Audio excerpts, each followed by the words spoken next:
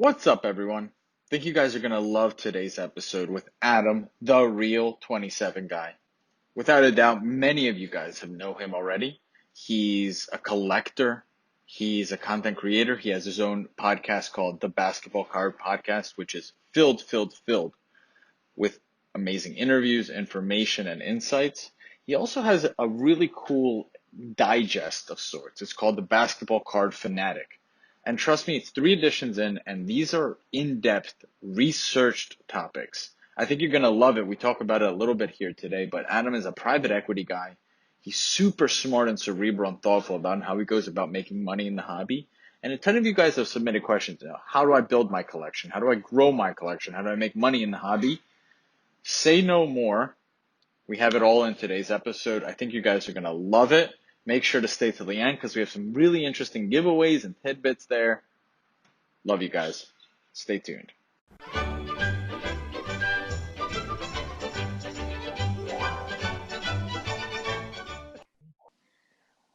Luka Nation, we have a really special guest here today, Mr. Adam Gray. I have no doubt you guys know this guy. He's the Real 27 guy on Instagram. He has the Basketball Card Podcast on Apple iTunes. And he just released what I literally think is like the modern day Beckett review. And he sent it out every weekend. I believe it's every weekend. You'll correct me here in a second, Adam, but it's just really good to have you on. Adam's encyclopedia of cards, hobby knowledge, and everything in between. So I'm really excited to have you on, Adam.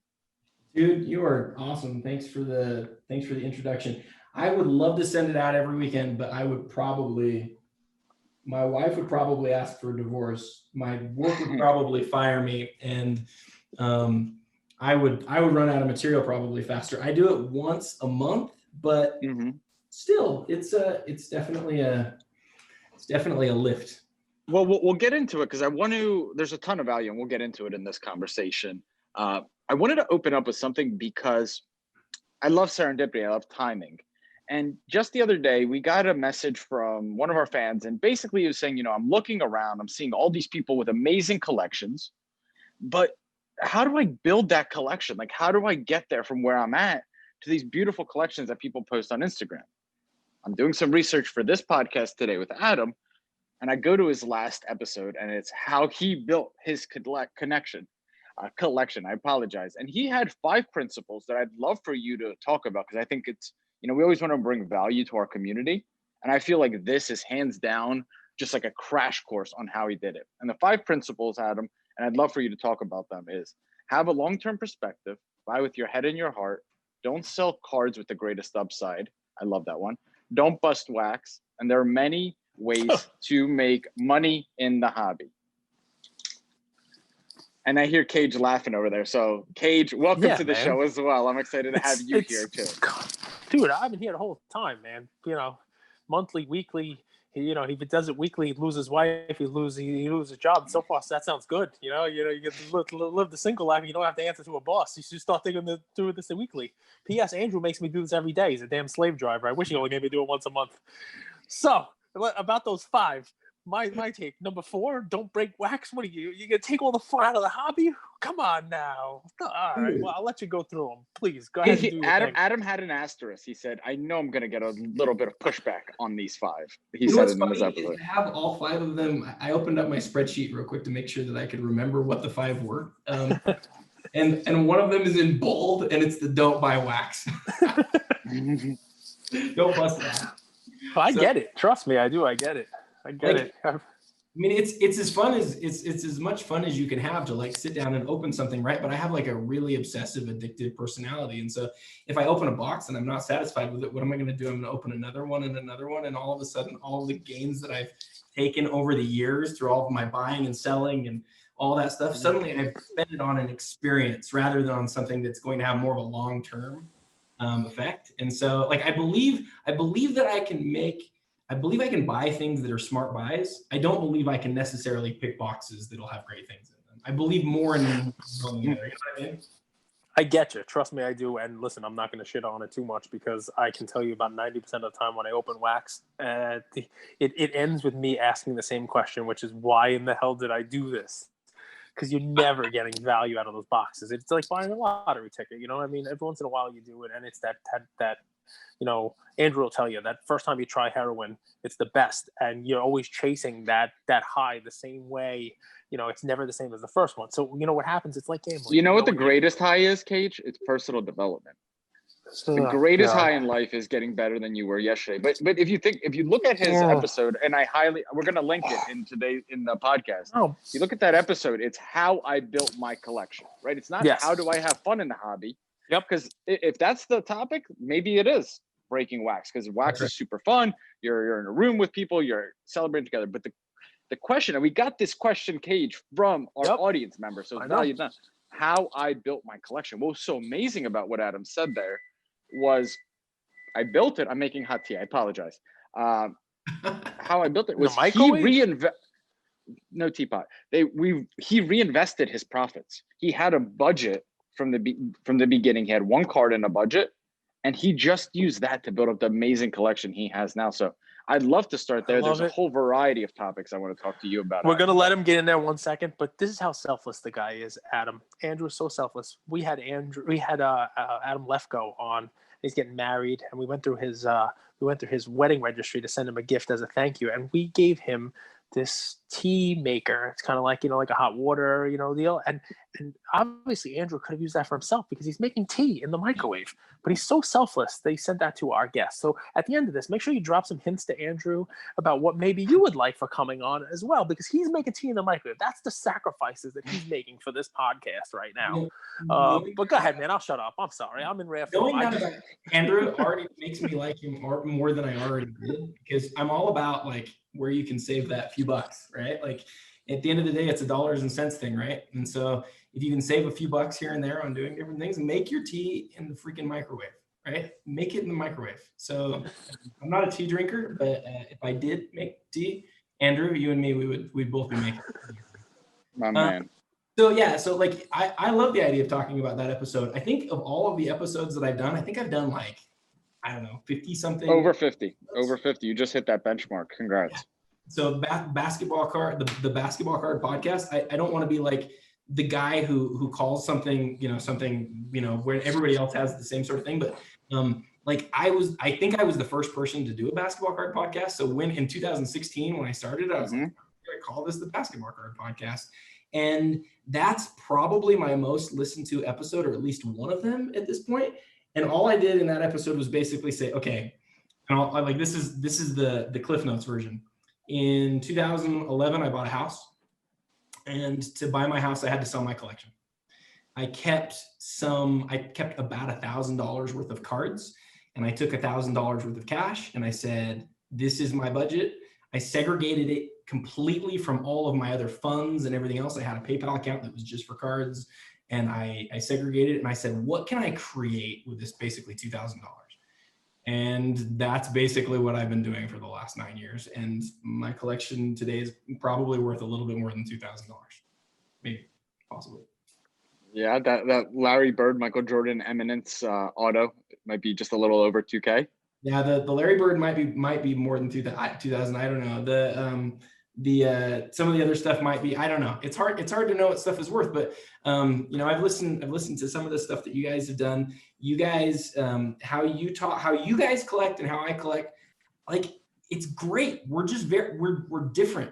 We all do different things. In one of your last episodes, you talked about the value of liquidity and buying and selling stuff that's more the price is readily determinable. There was a point in time where that was a lot of what I was into. It's not what I'm into anymore at all. And having said that, my punchline, and it's been my punchline from the beginning, has been, buy what you like. And if that's what you want to be transacting in, that's what you should do. I would tell anybody, if that's what you want to buy, that's what you should do. That's not what I do anymore. My collection is largely one-off, rarer, harder. I love the chase. I want to find something that is not on eBay. I want to find something that I have to look for sometimes years. And then when I find it, have this moment of yes, I finally found the thing. That's the thing about the collection that's so enjoyable to me, is that chase and looking for something for a long time. And, you know, that's just to put some color on it, right? So tell me what the current card, what's the grail you're looking for right now? What's the one that's eluded you for the better part of this year that you're looking for that's just not popping up on eBay? Let me answer a different question, but similar. All right, ducking me in the first 10 minutes is never a good way. Never a good way to be with me, because I'm going to ride you for the next 50. You'll like the answer though, because it has to do with the last episode. All right. So you guys just did this episode on Luka and Trey, right? Yep. And your conversation was largely based around a card. You're talking about like the PSA 10 Prism, and you'll talk about the silver. Like, to me, those things are clearly like amazing and people love them. But to me, I own one card of one of those guys. I own a single Trey card, and it's the Optic Gold Vinyl, right? It's the best card of Trey from Optic. And to me, that's like, that was the thing that I wanted to find of Trey. Like, I didn't care to go out and get all the little things. Now, going and getting all the little ones and then selling them later and flipping them enables you to get the big thing, right? That's not lost on me. So I do see the appeal, like completely see the appeal of taking something and then trading and then getting something that's really hard to find in the end. But like, I want to get the thing in the end, in the beginning, that I'm going to want to own in the end.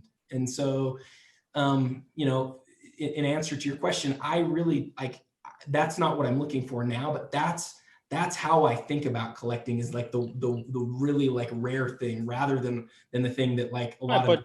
Put yourself back in your shoes. Back in 2011, you just sold your house. You just bought your house. You just sold all your cards, right? And you have $1,000 cash, and you have $1,000 in your card collection, right? That's where 90% of our audience is right now, or 60% of our audience is right now. So they can't use your methodology. They're going to use the methodology that you had back in 2011 if you just sold your house. So you got a $2,000 budget, and they have to start low. They have to start with that more liquid thing with an eye towards building. So you have those cards now, they're in your collection because for the better part of a decade, you've been now switching your philosophy. And maybe these people will be switching their philosophy as well after they've built up a little bit. Not everybody can come into the hobby right now and say, all right, this is the way I'm going to do it. And I love your way of doing it. And by all means, if you have the means to do it, you know, and you're going to buy one Luka card, go out there and find a PSA 10 National Treasure RPA out of 99, and don't buy any of his base cards. You know, I don't have the means to do that. Most of our audience doesn't.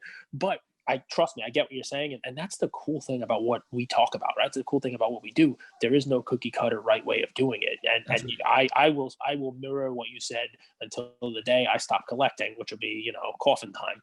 It'll be, you know, buy what you love, you know, buy what you want, right? Buy what's going to make you happy in this. And if building a pyramid or a stack of Trey Young Prism PSA 10 base cards is the way that you're going to love looking at your hobby and enjoying it, then by all means, guys, go out and do that. If buying that gold vinyl Optic PSA 10, which, you know, you might be one of only a few people in the world who have that, is the way you're going to, you know, that's what's going to make you smile. That's great. Let me hone in on one, and maybe you'll answer the gold vinyl is 1 of 1. The chase, right? Gold vinyl is 1 of 1, or gold vinyl they make 5 of in some products, right? So the Trey Optic is 1 of 1. So, wow, yeah. That's a nice card. So the chase is fun, right? So let's talk about the chase, right? That is one of the cool aspects of the hobby. I mean, people use a phrase like grail, the grail cards, where a grail, but what makes things a grail is that you have to chase it down, right? You have to go find it. You have, you know, it's not, you know, the path to it. I think I said it on our episode yesterday, right? It's more about the journey than the destination, right? And, you know, part of what you're having fun, you know, doing is trying to find it, trying to track it down. That doesn't always have to be, you know, a 101 Trey rookie card. It could be almost anything. So is there a gold vinyl Trey Optic that you're looking for now? Or you right now, you go to sleep at night and say, you know what, I'm not looking for one. Or you don't have to tell me if you don't want, because you don't want somebody else to go grab your idea, especially if you're chasing 101s. Great question. Great question. Yeah. So I'll give you some information. So I have a few Kobe's right now that I'm really looking for, that I would love to find. They are each numbered to 25 or lower. So I probably wouldn't say exactly which cards, just because it probably wouldn't benefit me to do that. A 2012 Prism Silver? But that's not high end enough for you. Actually, so my best card is I own Kobe's 2012 Prism Gold. Wow. And it's we're gonna talk about it all, Cage. You just want to jump around. One of Nat Turner's. No, he won't. No, Adam. Adam won't just give a had number. Nat Turner.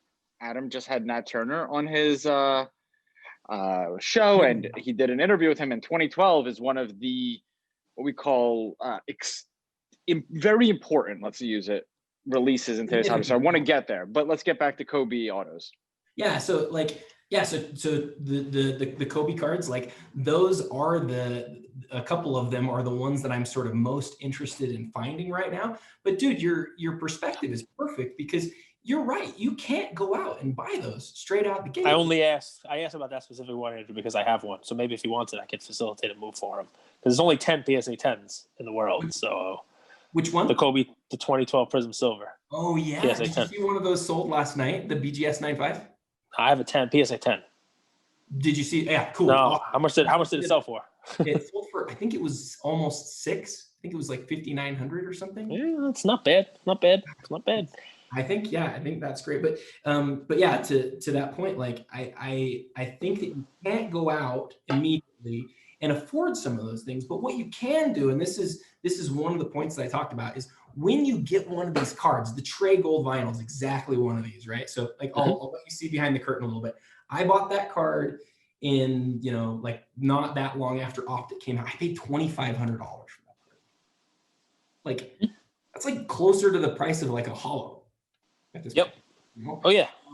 But like I've had several times where I've been so tempted to move it because it's gone up so much. But for me, one of these important principles that I talked about is when you get a card like that one, where I don't want to say the sky's the limit because that's way too hypey, but like where it has the chance to grow, like it's Trey's best. It's like one of Trey's best cards.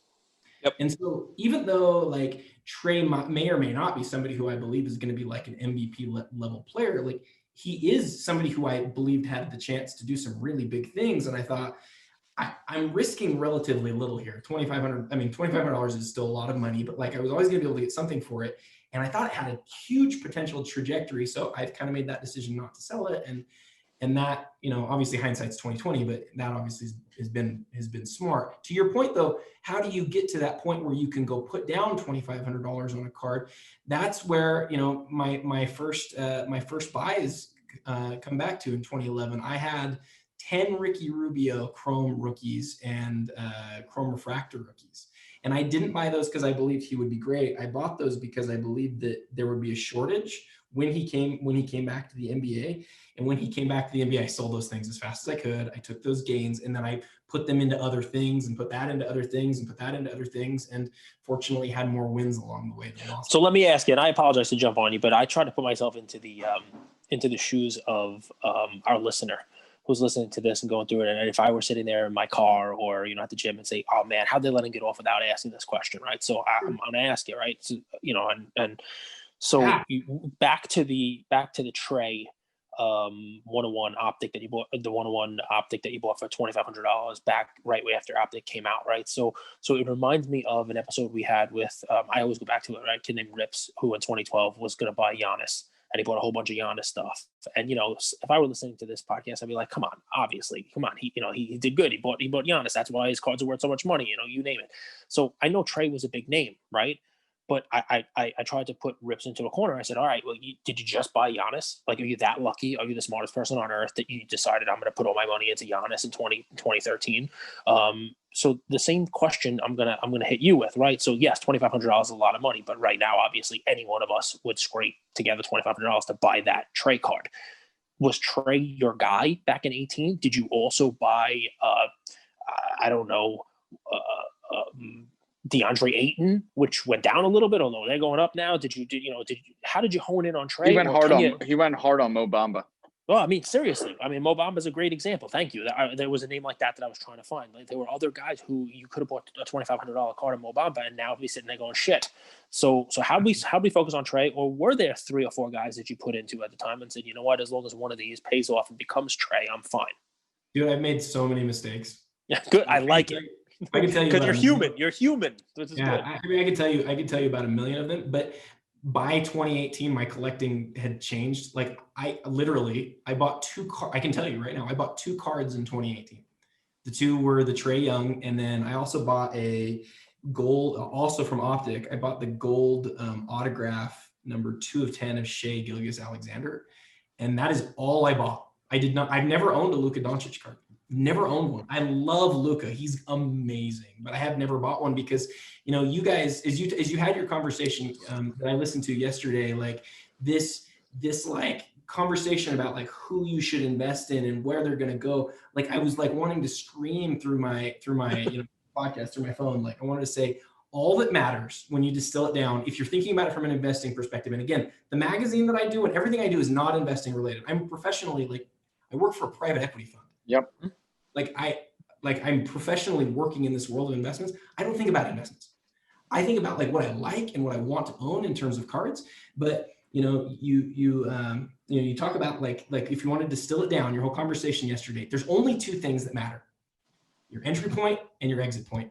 And so what I wanted to say to your conversation yesterday is no one's going to argue that Trey is going to be better than Luka, although there's some probability, there's some percentage chance that could happen.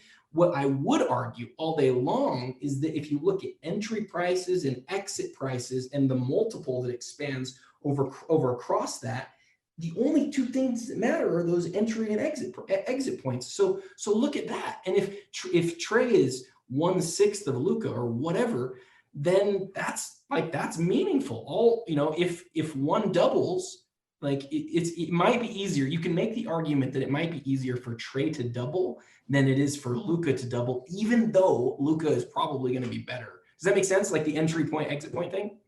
100% was the argument I was trying to make. That was the argument I was trying to make entirely, but I guess I didn't do a good enough job. But no, but you did a great job. Stop being so self-deprecating. But I mean, listen, but I'm shocked about the only buying 2 cards in 2018, right? But I mean, look, I guess, you know, you focus in and you hone in on the ones that you want to get. You make sure you get them. Was 2019, 2020? Are we also, you know, limiting our buys now? Have we? No. So I can't. This is another rule that I have. Again, I'm like sharing secrets that I probably shouldn't, but I'm just going to tell you. Nice. That's how good I am at this questioning thing. I've never owned a Zion. I've never owned a Ja. I've owned 1 Trey. I've never owned a Luka. I own some Donovan Mitchell stuff because I'm a big Jazz fan. I haven't owned any Ben Simmons stuff. So we're back to 2015, right? Like, I don't believe, look, I made so much, I don't want to come across as arrogant. I made so much money with Anthony Davis, right? When Anthony, but I don't believe in buying into specific players at this point. It's not how I do it. It's not that there's anything wrong with that, but like, I would much rather be buying things that I want to own for the next 10 years than things that I want to own for, you know, like we're playing different games. There's no, like, I don't view it like a stock market. I view it like I'm buying the things that I really want and then I hang on to it. But having said that, and this is the important thing, the important caveat, I have done the other thing and it's really enjoyable. It's just not where I'm at now. I don't do that. Well, to touch on that, point number 5 of your principles was there's many ways to make money in the hobby. So that's right. So who has had the most gains, like as far as I know, over the course of the last 3 months? It probably is Kobe. Like, okay, so like that, I mean, that's not how we typically think, right? We're thinking about who's the next big prospect, who's going to have the big game. Like you kind of associate owning stock in a player with buying their Prism silver cards. And there's nothing wrong with that. It's amazing.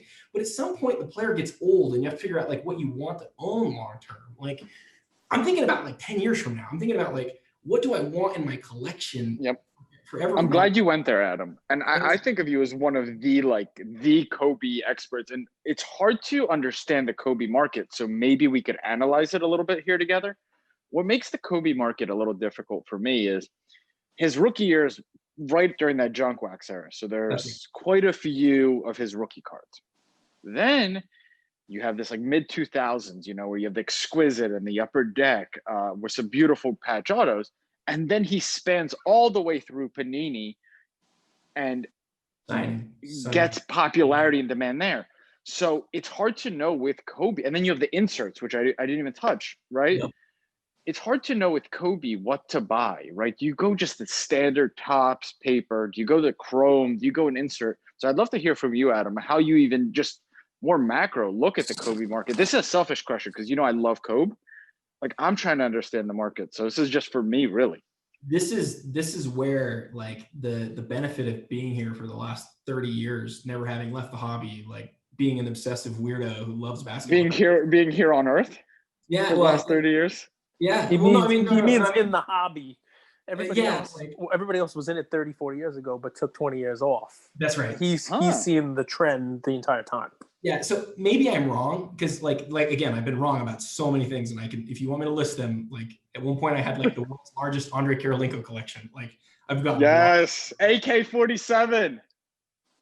I've messed up so He many was so times. good. But like, yeah, I mean, you know, you look at Kobe, like you might be able to make the point that he's got more basketball cards than any player ever. Like that's probably true. So how does that work out with supply and demand? Doesn't feel like it works out very well, does it? But then you think about some of the other aspects, and you know, I mean, I'll give you an example. I have a card going up for sale soon that is a Kobe. It's a Topps Chrome rookie. It's not that I don't want to own Chrome. It's just that like there's a lot of Chrome Kobe rookies out there. That doesn't really interest me the same way. That doesn't mean it's not going to quadruple in value. It might, but like the whole market has seen ups, and I'm like anybody else. I've had gains along with the whole market, and some of my really rare stuff has become more, you know, interesting, and I've had to sell some of that stuff along the way. But to answer your question, Andrew, like I have bought the stuff of Kobe's that I feel like is the most significant based on brand, based on the look of the card. And I might be wrong about lots of things, and make him come back to you next. Maybe we'll do another show in another year, and we'll go, man, Adam was just so stupid. Why was he buying all that Kobe stuff? But it's gone well so far, and I think it'll keep going well. But the bottom line is, because again, I don't want to get too far away from who I really am. Like I want to own Kobe Bryant cards. I don't want to own a lot of the newer stuff. It doesn't interest me, and following the day-to-day doesn't interest me the way that it used to. So not a Grail one, but if we're not going to do Chrome, where is some place that a Kobe fan should be looking on their Kobe cards? Because normally I would say autos, right? I would say autos, especially because obviously of his, you know, untimely demise. But, you know, anybody who knows anything about the basketball world knows that Kobe was a tremendous Panini autograph whore, right? Am I saying something horribly blasphemous now? No, right? No, so, I mean, he signed everything that they put in front of him. There was a lot of Kobe autos out there. Yeah, you're exactly right. And so my question, you know, going back to February, my question was which of his autographs matter? Because I think you're hitting on something that's exactly right. He has autographs that are like commodities, you know, like where you could just say, this is a Kobe autograph, and it's a Kobe autograph, and it's a Kobe autograph, and that's the end of it. But then there's cards where you're like, this is a card that is significant and it's autographed. And so what I've tried to do, and again, I might have done it wrong, I don't know, but like I've tried to make sure I have the things that are both the right card and that are autographed. No, I don't just have autographs, obviously, but like, a lot of what I have is autographs. Yeah. So I don't know. That may not be, but here's the thing, like, again, going back to your guys' point, like that may not be where everybody starts, and that may not be where everybody ends. Like that's what's interesting to me personally. But you know what I get? I get waking up every morning and looking at the stats from the night before and seeing how your guy did, who you have the gold Prism card of.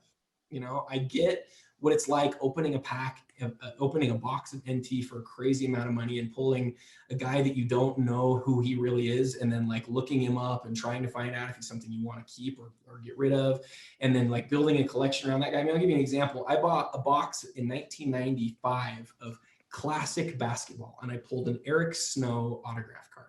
Most people don't even know who that guy is anymore. But Eric Snow. I'm from Philly, buddy. I'm from Philly.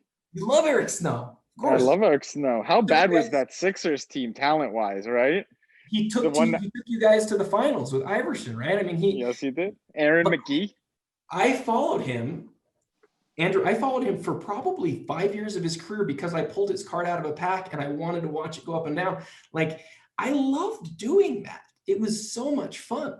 And I don't know what I did with the Eric Snow autograph anymore, or what I did with it. I probably sold it. Maybe I have no idea what I did with it, but like that thing, like equating, you know, creating in your mind this idea of stock in a player and then watching them, that's very rewarding and very, very fun. And I certainly wouldn't look down on it.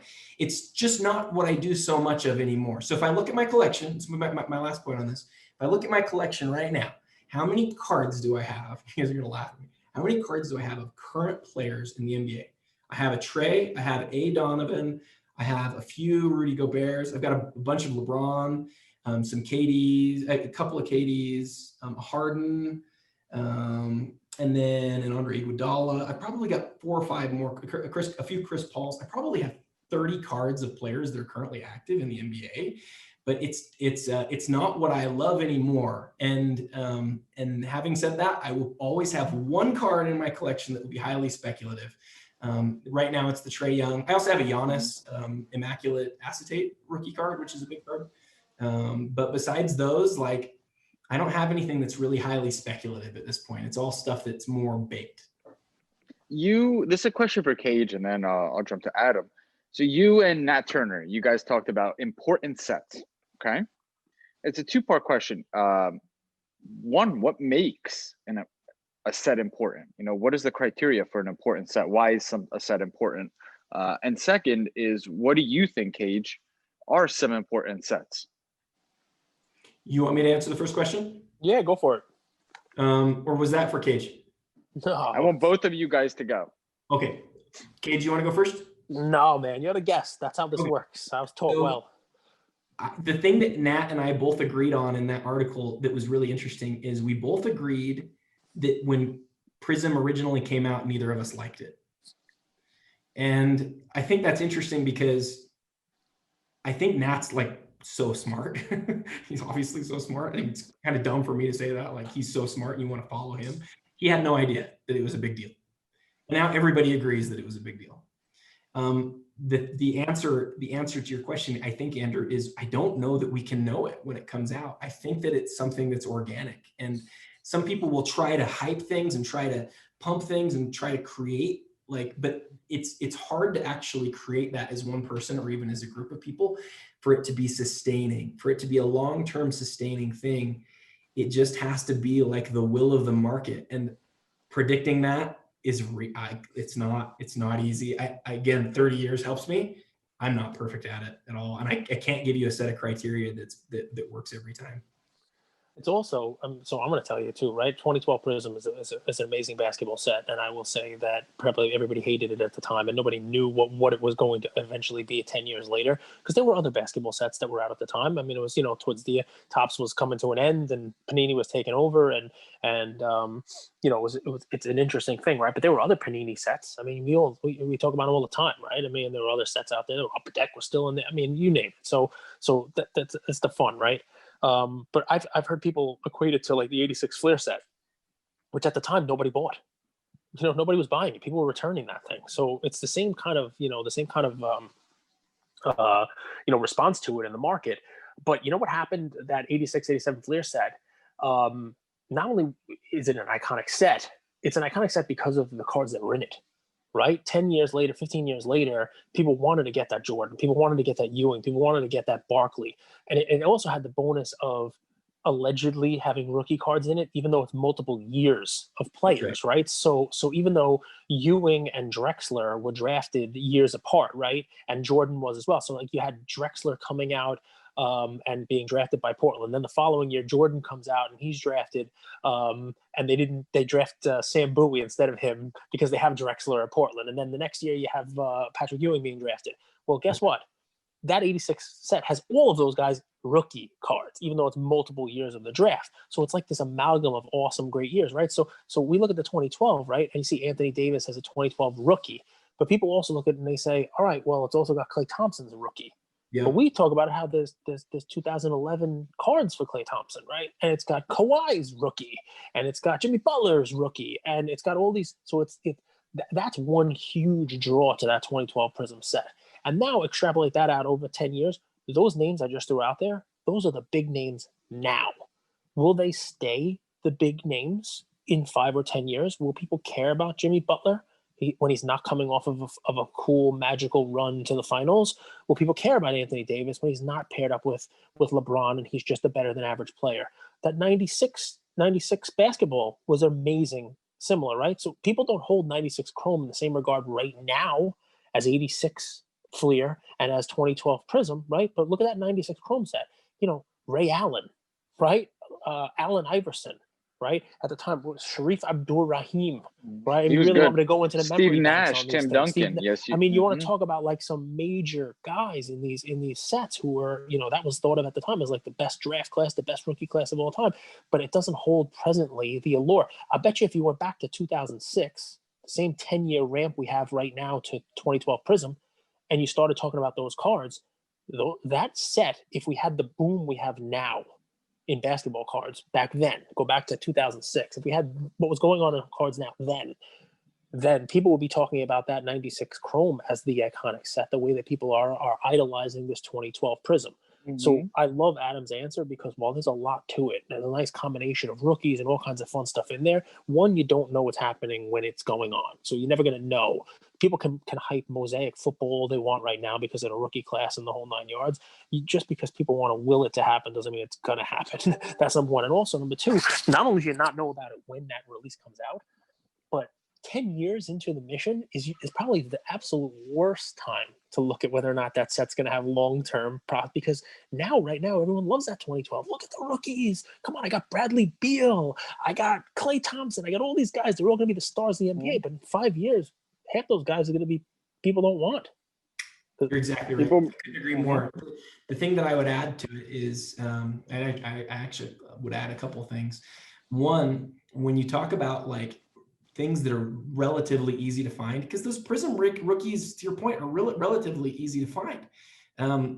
Like there's a good chance if something ends up being not rare or if something is not rare, that it will lose a ton of value at some point. And right now, to your point, they're like in the middle of their best part of their career. They're in their primes right now. So of course people love all these guys, but some of them are going to end up getting forgotten. That's why, again, this is the way I think. That's why, like, I actually don't even own a lot of rookies. I don't own any rookies from 2012. What I own from 2012 is the guys that are like that I'm sure people are going to end up loving in the end. You're not going to tell people about your Kobe BGS 10 silver. You don't want to tell anyone about that. That's right. Stuff like that. You're card. such a sneak, Adam. Yeah, let him know. I love that card, dude. I love that card too. That might be my favorite looking card in my collection. And so, yeah, that's that's different. But I don't, I think when you think about what you're talking about right now is the idea of iconic cards. There's a lot of talk about iconic cards. So what I sought to do, not to plug the magazine too much, but what I sought to do with the magazine was to say, let's define how the experts think about iconic. And so I pulled 17 people who are like the 17 names of people who you've heard of in the hobby. And I said, tell me what you think the top 10 most iconic basketball cards are. And then I took those lists, I aggregated them and averaged them, and it came up with, the top 10 most iconic basketball cards. And then after that, other cards that like sort of just fell outside the top 10. The results were really surprising. But that's what you want in the end, right? You want the card that you would define as iconic, that's not ultra, easy to find. And then what I did is I took that and I compared their market caps across all grades. And I said, which card has the highest market cap? And I ordered it based on that. And the results weren't identical to how they ranked iconic cards, but they were pretty interesting how they were correlated. And that's kind of what I did for the magazine. Let's talk about the magazine for a few minutes here, because I was going to save it to the end, but I think it's super valuable. And Luka Nation, we'll put the link in the episode. We'll put it as well on the Instagram post. But I think we're flooded with information and we're seeking wisdom. I think it's no secret that today you'll go on eBay, you'll go on 130 Point. Card Ladder is an amazing resource. There's just a flood of information, right? But Adam, correct me if I'm wrong. Like you started this magazine with the vision, like I see all of this information, but how do I actually contextualize it, right? How do I package it and present it so that someone on the other end could action on it, right? Like I can't action on a lot of information. I need someone to go through it, review it, process it, and then put it in a succinct format so that I could go through it in a few hours and be like, okay, I know these are the few takeaways, and I understand how my strategy could follow that. The basketball card fanatic, I'd love for you to talk about, because I think it's a no-brainer for someone. It's $10. It's probably got like 70 hours of work a month. that you received. I'd love for you to talk about, you know, why you started that and what your vision for it is. Dude, you're kind. You guys are both kind to allow me to take a sec to talk about it. You know, the word curate is an interesting word because in our hobby, when things are put in front of you and curated in such a way, it can also influence how you think about values. And so I've tried to walk this very fine line of talking about the things that I think are important and taking the thoughts of other people that I think are important and then not try to influence value. I don't ever want to be accused of pumping, right? I've been accused of it many times. And I think that's because largely I have this like tremendous obsession or passion with this hobby that I've been involved in with for 30 years. And we have very strong opinions. And so people are like, oh, he's pumping this or he's pumping that. Like the purpose of the defining iconic articles was to see what other people think is iconic and then to curate it, to say, guys, this is what everybody else thinks. This isn't what I think. This is what everybody else thinks. And the findings were that the Michael Jordan rookie card is the most iconic card of all time.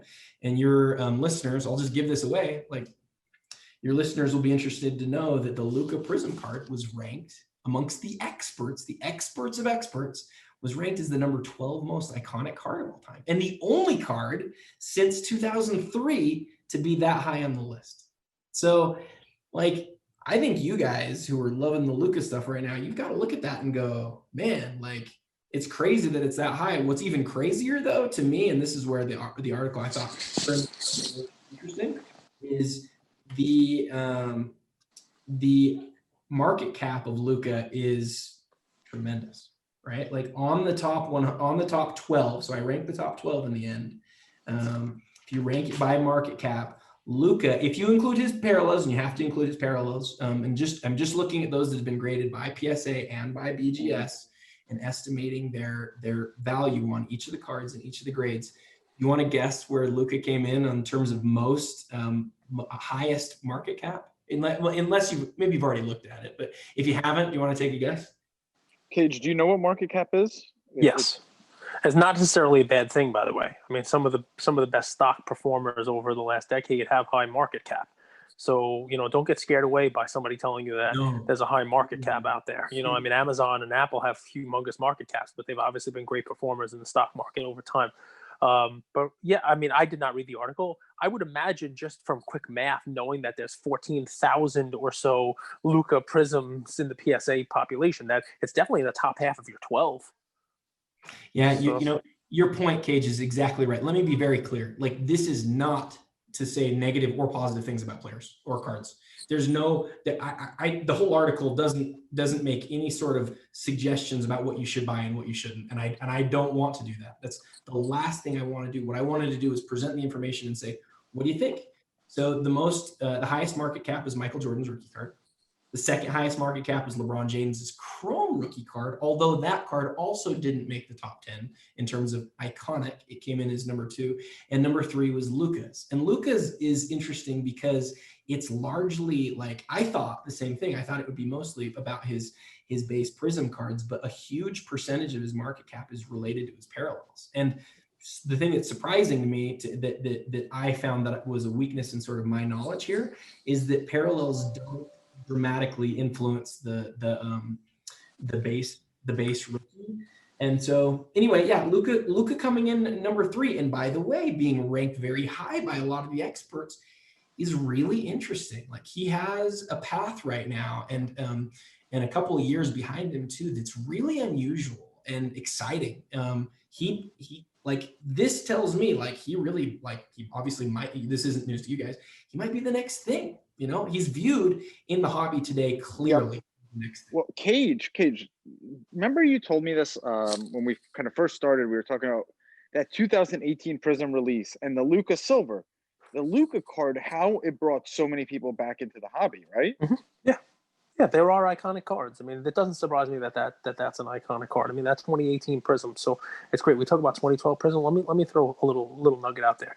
Nobody would give a shit about 2012 Prism if 2018 Prism didn't happen. Okay? Nobody would care. Hot take. Quote card that. You're going to see that on our post, Luka Nation. Think about it. I mean, think about, you know, if there wasn't 2018 Prism and Luka didn't happen and this guy wasn't lighting the world on fire with basically throwing up 30-point triple doubles out there and people getting behind him, What would Ben Simmons be carrying it for you? Would Markelle Fultz be carrying it for you? Who You're would just have gotten? attacking Sixers players right now? Yeah, What's, well, I what's did that going on on here? purpose. You're a Philly guy, but you understand what I'm saying, right? I mean, would Joel Embiid be the one that's carrying the lamp? I mean, No, honest, Elton Brand would be. Elton No, Brand. We're gonna make a so- Prism 18 card of the GM. no. The point being, I'm going to years before 2018, where none of those rookies in Prism, none of the guys in 16 and 17 and 15 were able to light the hobby world on fire the way that the 2018 Prism and specifically Luka did, right? And the reason why people go back to 2012 Prism and other years of Prism is because of that. And look, Giannis, I got to give Giannis some credit too. I mean, Giannis has something, and Luka too, right? So Luka came 2018 was perfect storm because he came at a time where this massive hobby growth just happened, right? Giannis, the story with Giannis is that people were able to make some real money. It's no surprise that a lot of the guests we have on here that have built up humongous collections from nothing all came 2010, 2011, 2012, 2013 basketball. Yep. Because you could basically throw, no offense, Adam, but you could throw a dart at a wall and hit a 20 triple bullseye no matter what when you come into this hobby in 2010. Took me years to get out of debt after I bought all my Anthony Bennett cards. Exactly. So you're I'm Anthony still Bennett, paying off those credit card loans. But let me tell you, so I came from, I've been sports betting for 10, 12 years here, okay? And one popular thing with sports betting is you buy picks from Mattel. Yep. Well, actually, more often than not, those are going to lose you a ton of money. And people are spending $800, crazy amounts on those picks. I've always wanted that same handicapper, if he's so smart, just send me what you're seeing in the games and let me make my bet. I want to understand your strategy. I want to understand what you're seeing. Are you someone who bets the weather? Are you someone who just bets against the spread? Do you know the referees? Why do I say that? Luka Nation, go out and give Basketball Card Fanatic a try. It's $10. It's going to have so much information for you, so much that you can then decide, do I want to make a bet? Do I want to buy this card? You're going to be able to make a decision on top of it, but you're going to have this information laid out for you. And I believe in it so much. We're going to bother him for a Luka Nation discount. I believe in it so much that if you don't feel it's worth your $10, I'll PayPal you that money right back. But I'm confident. I'm super confident because I've gotten I believe I got 2 of the 3 issues. I'm not a reader. I hate reading. Literally hate reading, but I've gone through it countless hours. I reference back to it. I go back to the first issue where it's Michael Jordan cards compared to LeBron cards, compared to Kobe cards, and by market cap, but also by supply. And I use that in my decision making. So Luka Nation, we'll link it, but highly, highly recommend it. So Andrew, I just texted you multiple of our listeners by $10 just so you can see the kind of hole you potentially put yourself into. But that's some confidence in you, Adam. It's a big number I just sent you. It's a big number I just sent you. Adam, I wanted to ask you something else. You mentioned it on one of your recent podcast episodes, but aside from making money with cards that you actually go ahead and buy, you made money outside of that. And you mentioned 3 different ways, and I want to talk about them. One was you helped other people move their collection. You bought partial sets, and you went and found poorly listed eBay items, and you basically kind of flipped them. Can you talk about those 3? Because sometimes we think of making money on the hobby just like, hey, you buy, grade, and flip, or you buy a PSA 10, wait 7 months, the hype, and then you sell it. But those 3 ways, you're not as susceptible to market risk because you're already buying with profit. Talk to them. I think that's hugely important. Andrew, I'm going to sound like I'm sucking up, but that might be like my favorite question I've ever been asked in this sort of setting before. Seriously, I love that question. And I would talk to you about these things all day. So there's when you talk about ways to make money, there's 2 components. There's performance, but there's also arbitrage, right? And the definition of arbitrage is to look for opportunities where you have you have an immediate buy sell. And when you can combine the immediate buy sell also with the potential, the run up that we've seen in the market, it's an incredible potential. And fortunately, a lot of us have been able to see some of those things. So let's talk about each of those 3 things real quick, and I'll just mention them briefly. There was a time where you could list, and this time still somewhat exists, where you could type in certain searches in eBay and filter out the things that everybody else is seeing, and filter in just the things that hardly anyone is seeing, that have the highest potential to find you something that is going to sell for less than it should. Whenever you can find that, you should buy it. Is that a plugin, or is that literally eBay's filter functionality? Can people go and do that? Yeah, that's understanding both search terms and negative search terms, and how to utilize those things. Or it's something as simple as, like, have you seen people intentionally like spell Michael's name wrong when they do a Michael Jordan listing? They'll do Michael and then they'll do the wrong way of spelling Michael, switching the A and the E so that it picks up both. Well, what if you could think about different ways of doing that and pick up just the, have a narrower search in terms of finding something that is likely to be mislisted. Like, maybe 20% of my success in the hobby has had to do with that. Like, just finding things that were like, oh, I bought that for 50 and it should have sold for 100. Or in bigger case scenarios, there's times where you buy something for 5,000 and you can immediately sell it for 8. Other guys, don't dismiss this. This happens way more often than you think. It sounds like it's a little thing, but I'll just give you a real world example.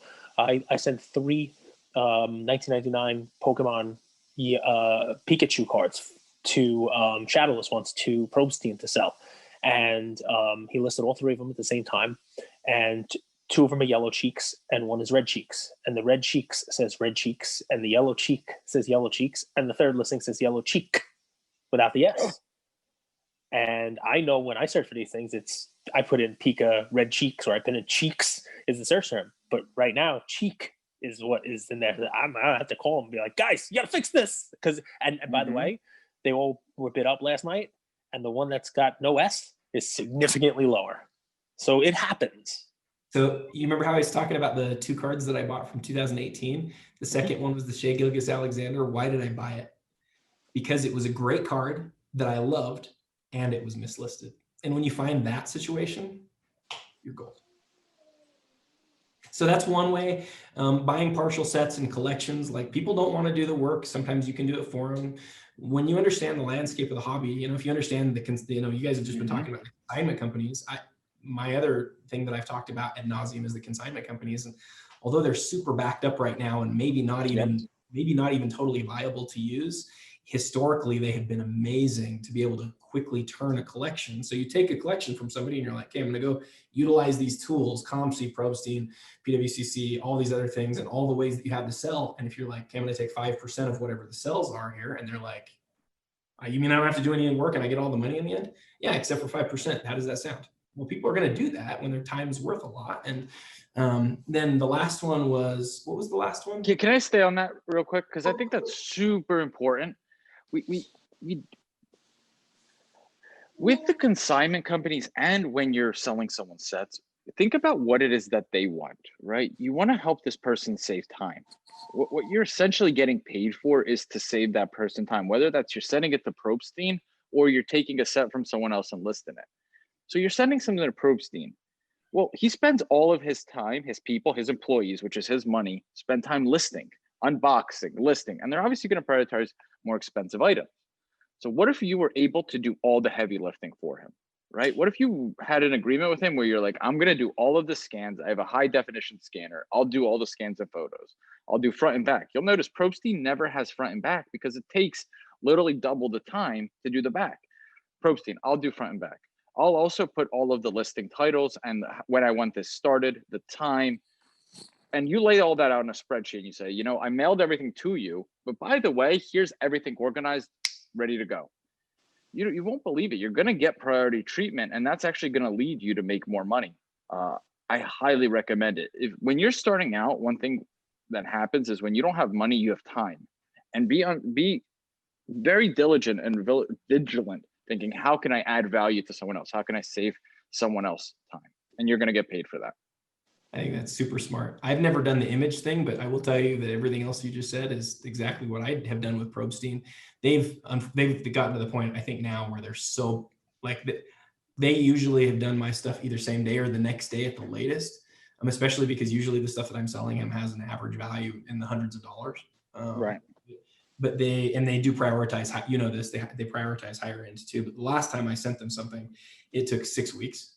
And that was even though I sent them, listings, and that's okay. Like they're doing the best job they can, as are the graders. But it's just, no one could have seen the hobby explosion. It's not just PSA, it's not BGS, it's across the board. So Listen, we're gonna let Adam go soon, but I do have to ask him that because it's rare that we get a chance to get somebody on here who has seen this the entire time. I mean, I could talk about the junk wax era in the late '80s and early '90s myself because that's when I was collecting.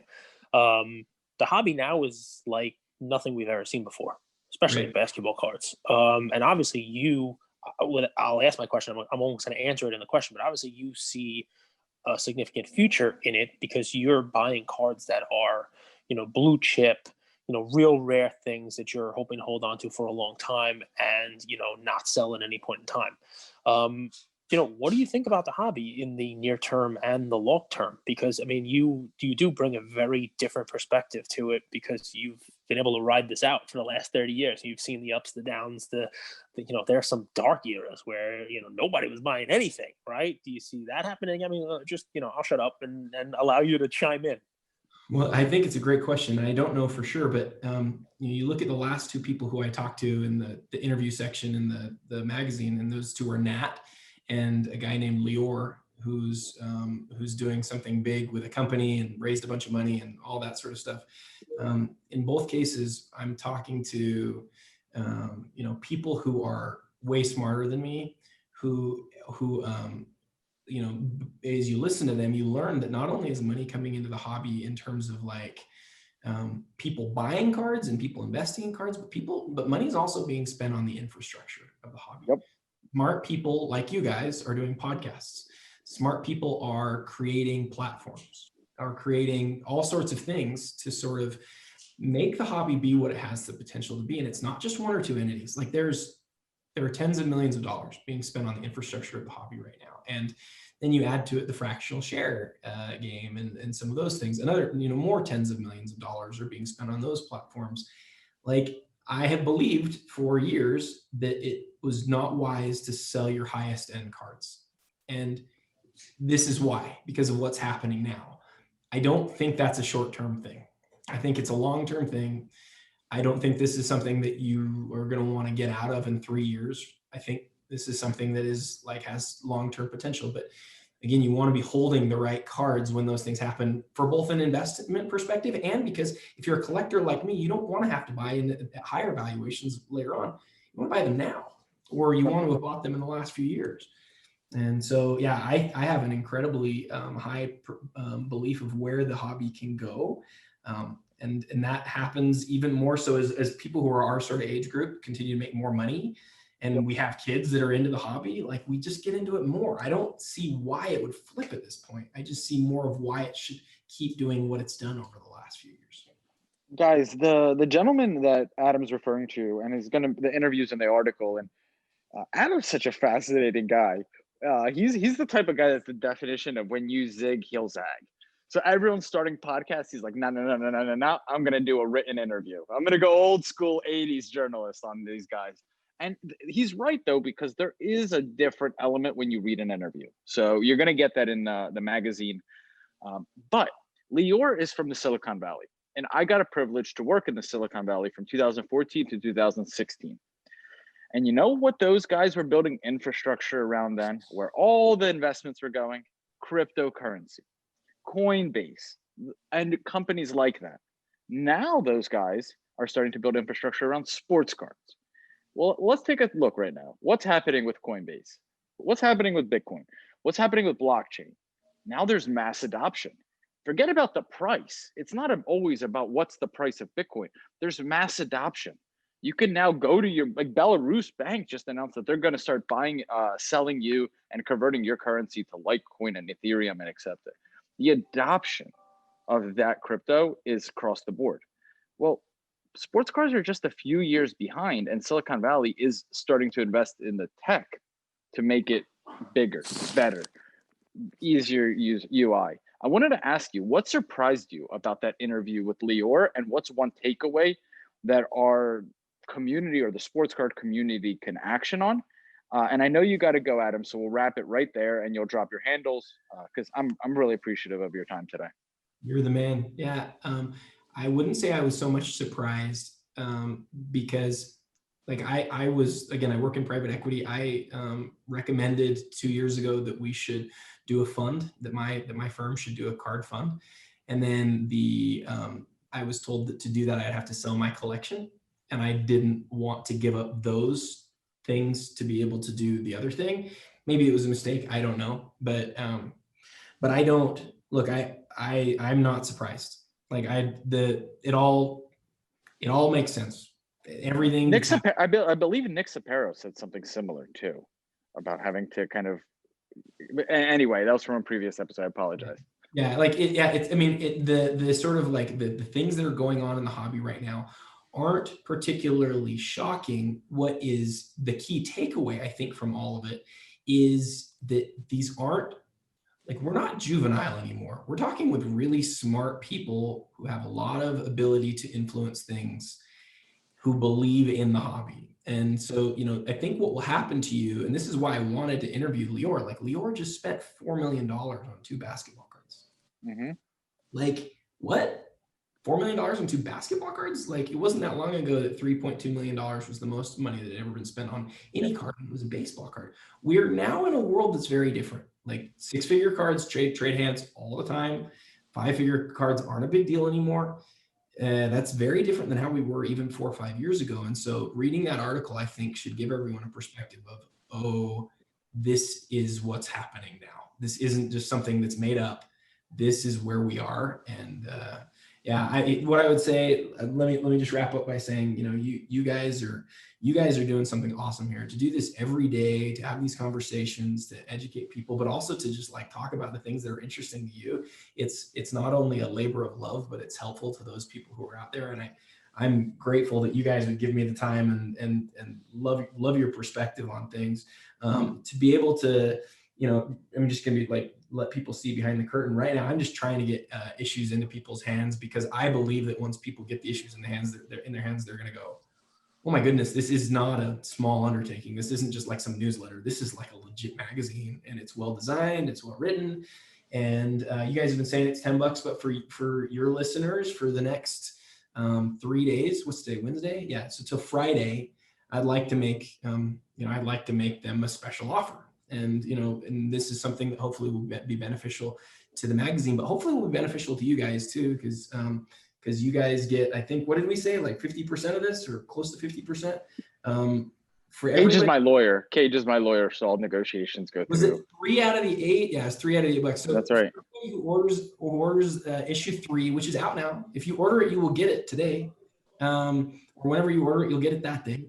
$8 to paypal.me/basketball card. Alternatively, you can just PayPal me at basketballcardfanatic@gmail.com. PayPal $8. $3 goes to these guys. $5 comes to me, or whatever the fees are, less that.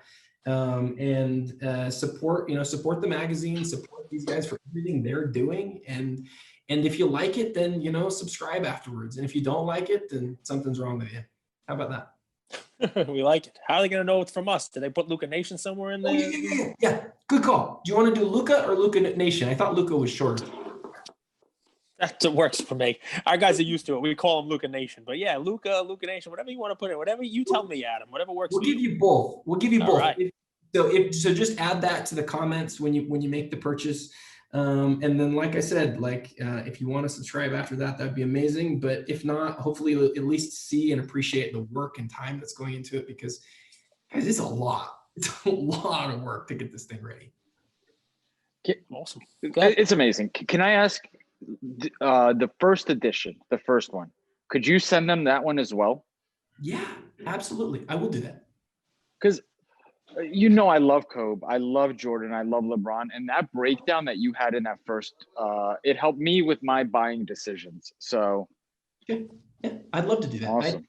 I thought, I'll add to that real quick, and I know we're out of time, but I'll do it real quick. Like, each of those pieces that I'm doing, I don't know what the outcome is when I start. I give myself like a hard question, and that's what issue 4 will be too. I've asked myself some hard questions and said, what's going to be the answer after I do the research? And then I present the research, and you can do with that what you want, but I'm not trying to sway people. I'm not trying to tell people, go do this and go do that. Like, it's just here's the information, sort of facilitated in a way distilled down to something that's most basic, but also like rich and full.